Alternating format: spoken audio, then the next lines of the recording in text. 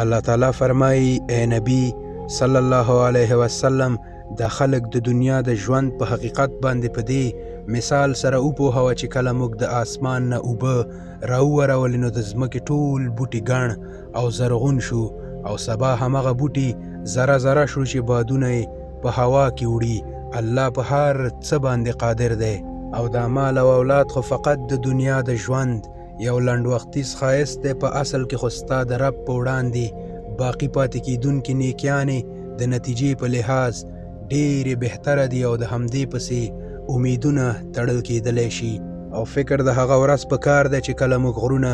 روان کړو او ته ځمکه هواره او لغړه ووینې او موږ به ټول انسانان په ګیره کې راټول کړو، د مخکینیو او وروستنیو نه به